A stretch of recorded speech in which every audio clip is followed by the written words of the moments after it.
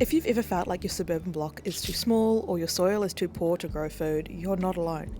The key to a thriving garden isn't doing everything at once. It's starting small and working with nature one season at a time.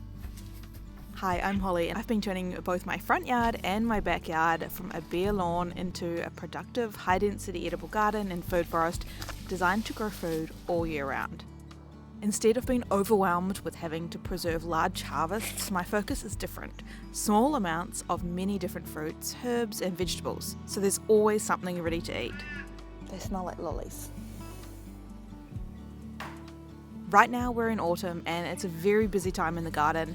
New seeds are going in, fruit is ripening, clearing and pruning is underway, and the garden is changing fast.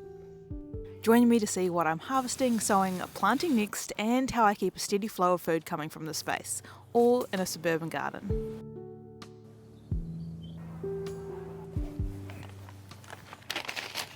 It's been a couple of weeks since I first planted out these raised garden beds. We've got some seedlings of purple cauliflower, some mini cabbages, plus a whole bunch of seeds.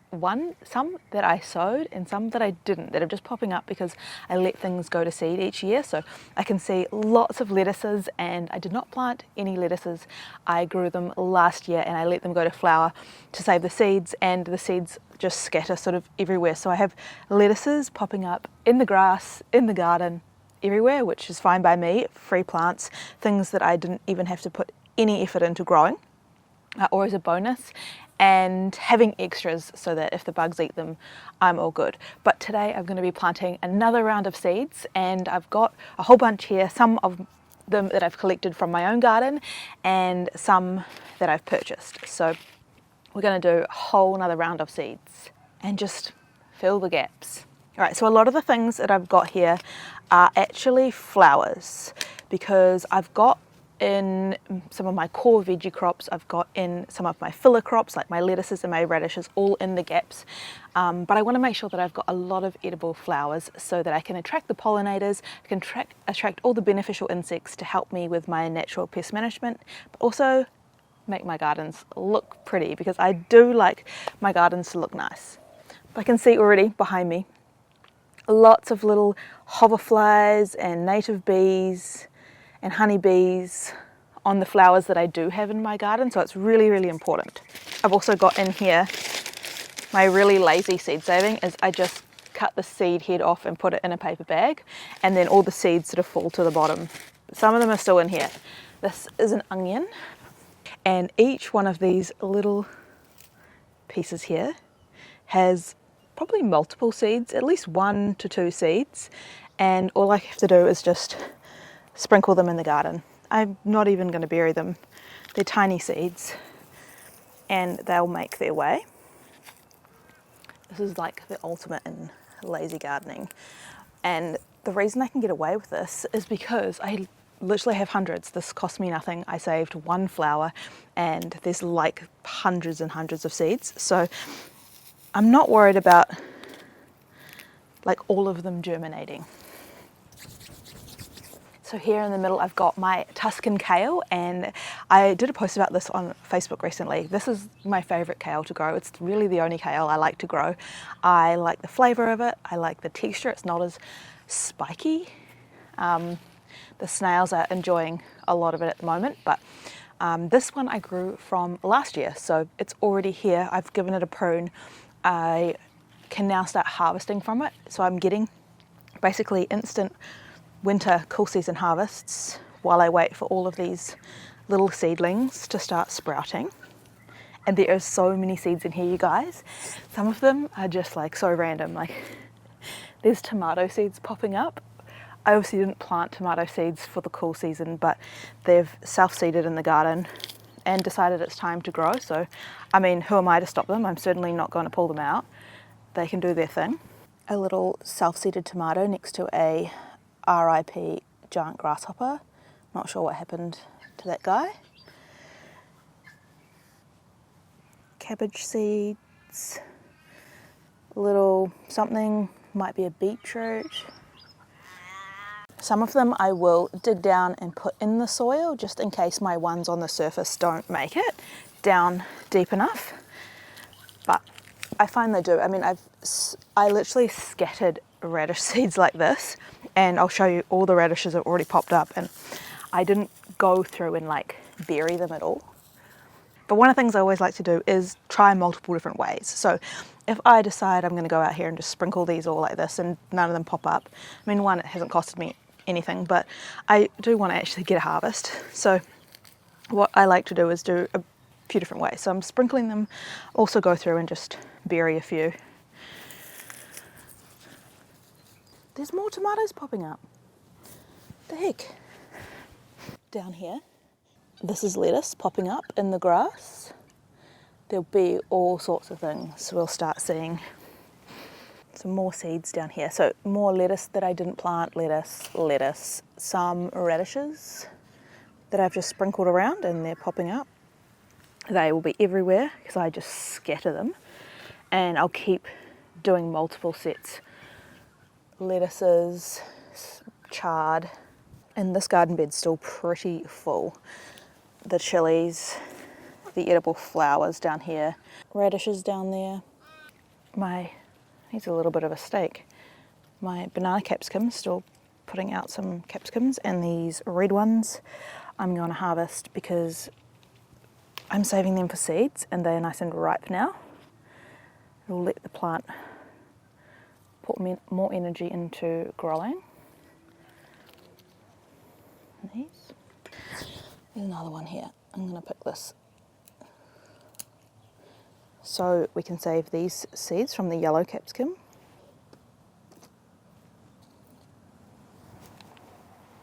So this one right here is the poppy seeds that I saved from my poppies that I grew last year, and I want to sprinkle those throughout the garden, if you can hear. Lots of seeds inside, so we are going to put these in the edge of the food forest so I can get some beautiful poppies growing along there, adding some colour to all the green. Alright, so we're going to be seed fairy sprinkling these. If I can get into it.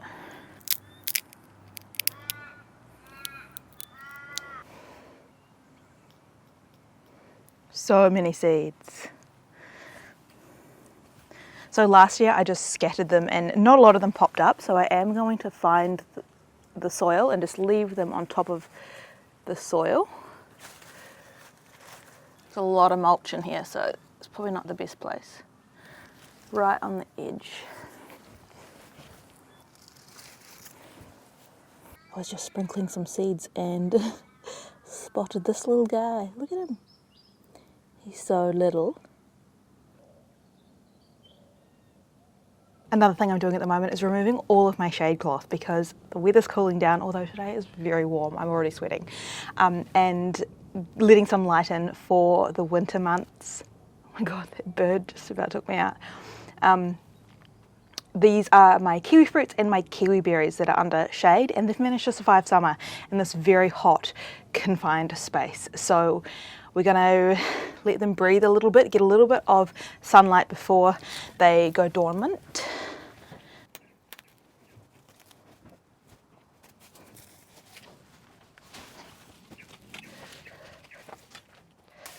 It's literally a jungle in here. Oh, this one's grown through a hole. Oh, it's so hot. I'm sweating. It's like a sauna in here. I don't know if you can see, but I'm like literally dripping. Poor kiwi fruit. I picked the hottest day to do this, but it's alright. A few things on my list of things to do is to tackle chop and drop on the Jerusalem artichokes and pruning my dwarf apricot, which has grown insanely in a year. It's huge. So we're going to be doing a big prune back on that because I'm going to be pruning my apricots now in autumn rather than in winter because they are more susceptible to diseases. So we want to, one, get them some good airflow because it's pretty much packed in there, and two, get the height down, get it pruned so that I can keep it nice and short. But yeah, we've still got 3 kiwi fruits alive. I thought one of them died, and luckily I didn't pull it out because it's reshot. So I don't know, maybe that's a tip. If you think something is dead, maybe leave it a little bit longer and see if it will regrow, because this one was dead to the ground. Like, I did not think it was coming back, but look at it. So hopefully this one can grow enough before it goes dormant. Little lemon guava snacks.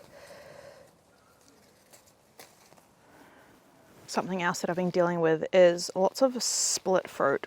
These pretty much most of my mandarins are split from that huge downpour of rain. So picking these so that they don't get any bugs and fruit fly in them, because they're not gonna be edible. Lots of new growth on this star fruit. I haven't seen any flowers yet.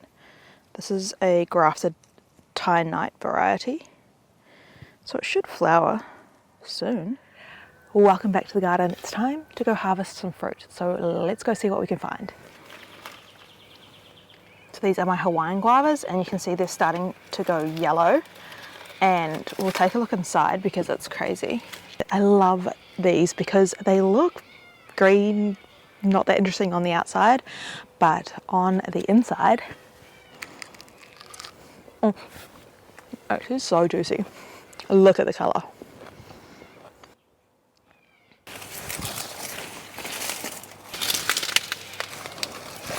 My hands are full. I need to take the basket in there. Look at all these. So I don't even know if this one is quite ready, but I could see it was split. This could be from all the excess rain that we had recently, just pumping too much moisture into these and they're splitting open. And also someone else has had a go on this side, so it's definitely time to pick it. We'll see if it tastes good. This is my Azerbaijani pomegranate. It's a pretty big one. So I've been coming out here and picking Feijoas every day, looking for ones that are on the ground or ones that are touch ready, where I just touch them and they fall off the tree.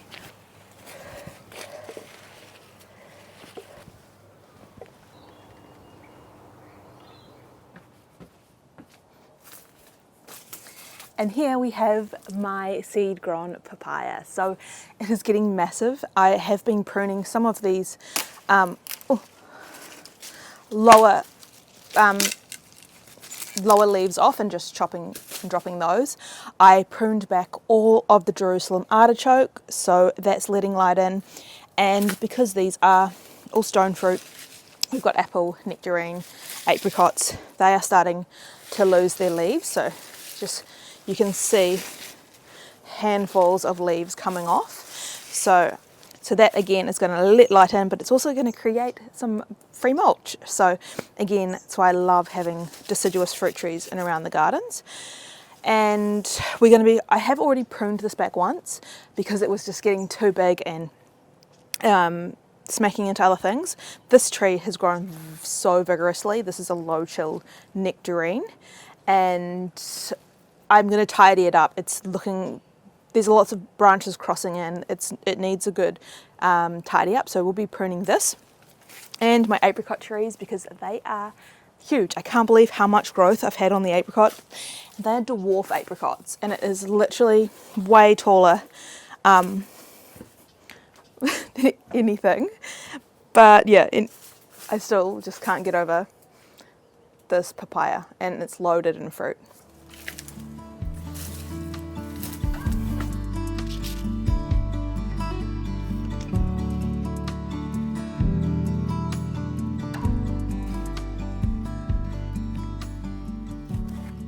Since I first started my gardens, I've been really focused on edible plants, fruit trees, herbs, annual veggies, and all the things that I can eat. But over time, I have been adding more and more flowers into my garden because the more diversity I have in plants, the more diversity I get in beneficial insects, things that are going to help me keep the pests at bay. And I've been noticing a lot more birds coming into my gardens now that they're getting more established. There's more places for them to hide, as well as I have tall structures and things for them to have safety on before they drop down. So because of that, I want to add more food for them, more reasons for them to come and spend time in my garden and keep my pests in check. So I've picked up a few extras. I have planted seeds, so we planted a bunch of seeds of dianthus, and I already have dianthus established in my raised garden beds in all different colours. It's one of my favourite plants to add into a garden, into a veggie patch, because the flowers are edible. And they're really easy to grow, and they grow sort of all year round as well. So I've got dianthus, I've added in some cosmos. They are stunning, beautiful flowers, and poppies. So we sprinkled some poppy seeds all in my food forest garden beds. And I have a few native flowers by the pond. What else do I have? Sweet peas. So I've got some sweet peas here to climb up the arbor to add lots of colours, lots of flowers for the bees. But I've picked up a bunch of extra flowers that we're going to plant today. So these ones here, and I fear I may have started a new collection problem. I do that. I really like to collect things. So this could be dangerous, but I'm planting salvias. So let me know if you're growing salvias and what ones you're growing, because I feel like I need to get all of them. The ones that I've got today are the Lake Tahoe, and this one is a beautiful purple, which is one of my favorite colors, if you hadn't noticed already. Then I also got the Lake Strawberry, so a pink one. And this, which is my favorite herb, this is an edible one. This is pineapple sage. So you'll have heard me talk about that a lot in my videos. It is definitely one of my favorite herbs to grow, but I've never been really successful as keeping it as a perennial. So I do have to plant it every year. So here we go. We've got some pineapple sage, which has beautiful red flowers. The birds love these. So I'm hoping these other salvias as well are going to be really provide some nectar for the birds. Then this is just a random one that I was obsessed with the colour of, and this one is called Pacific Reef. So it's got like purple daisy flowers. Look at these, stunning. So that's the label, and yeah, I just couldn't go past this. So this one's a really low cottage shrub. It only grows like 15 centimeters tall. So this one will be a nice ground cover somewhere. So we're going to find some homes in the gardens for these. This pineapple sage is going to go into my raised garden beds. It's a herb that I use all the time in salads and cooking. It's a very sweet pineapple-y fragrance, and also the flowers are delicious on any baking as a garnish, or just salads in general. They are so good.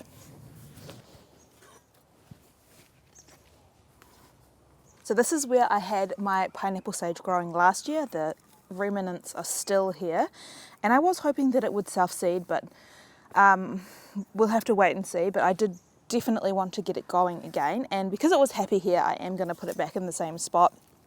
I have had trouble in the past with growing pineapple sage, so I feel like don't fix what isn't broke. We will go round two. So just loosen up the roots a bit. It looks quite tight.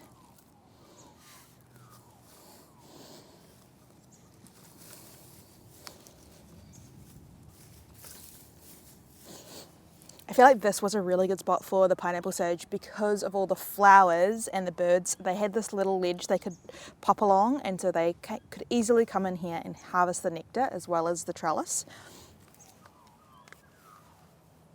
Got a few bits that are broken off, so we might try and grow those from cuttings. Why not? Right, so this purple salvia I'm going to pop in here. I'm going to make some room, pull out some of these Queensland arrowroots.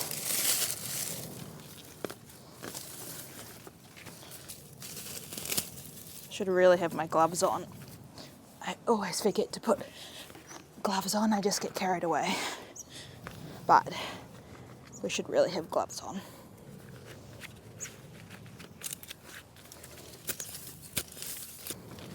Nice sunny protected spot. So this pink one I'm going to put right here on the corner. This is just sweet potato, and this gets plenty of sun.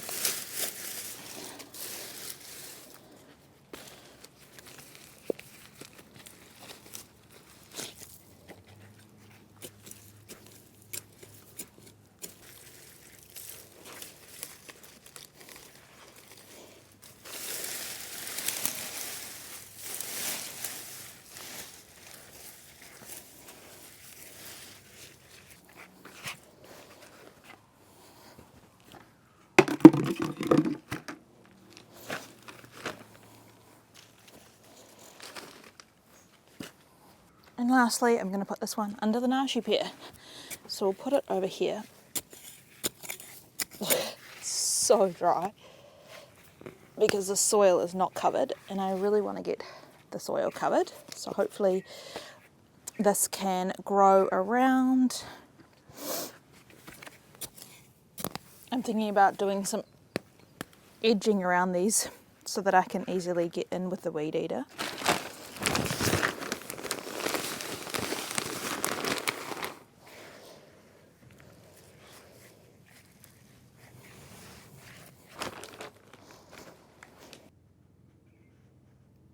While I was in here the other day, I did notice that there is a sweet potato poking out of the soil. I'm going to harvest that before some other little critter does. So sweet potatoes, one of the great things about them is that they start to push themselves out of the ground when they're ready. So you can either harvest them when the leaves start to die back in autumn, winter, or when they literally jump out of the soil. So that's a pretty big one in there. Oh my God, it's so heavy. All right, so we have got a giant sweet potato harvested. Let's see if there's any others in there. That one was massive.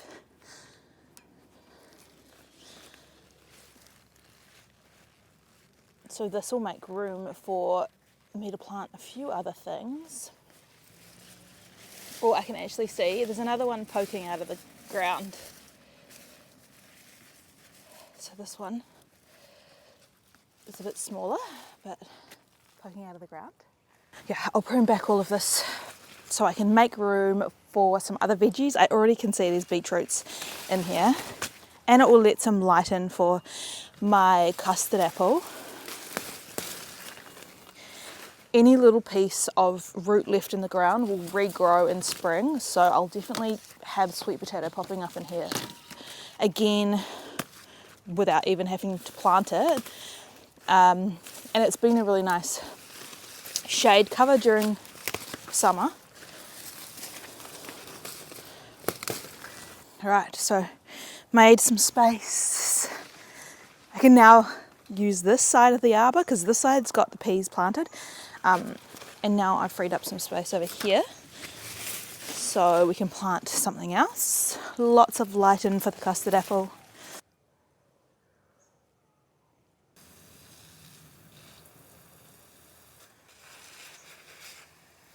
So in the backyard, I've ended up taking out all the sweet potato that was underneath the Feijoas so I can make sure I can harvest all of them and there's none sitting around under there because I don't want any fruit rotting in the garden with fruit fly about.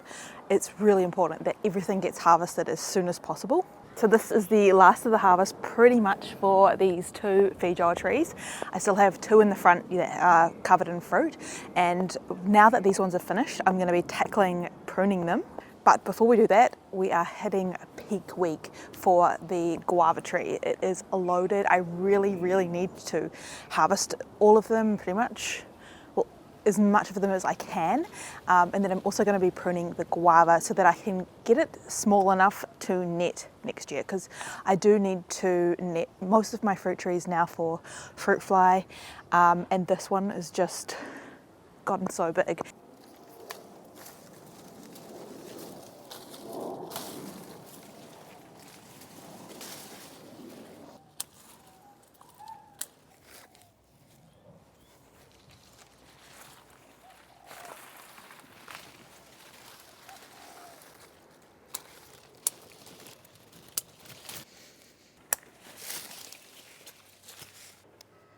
We've got two more pomegranates hiding in the back there that have split open and are ready.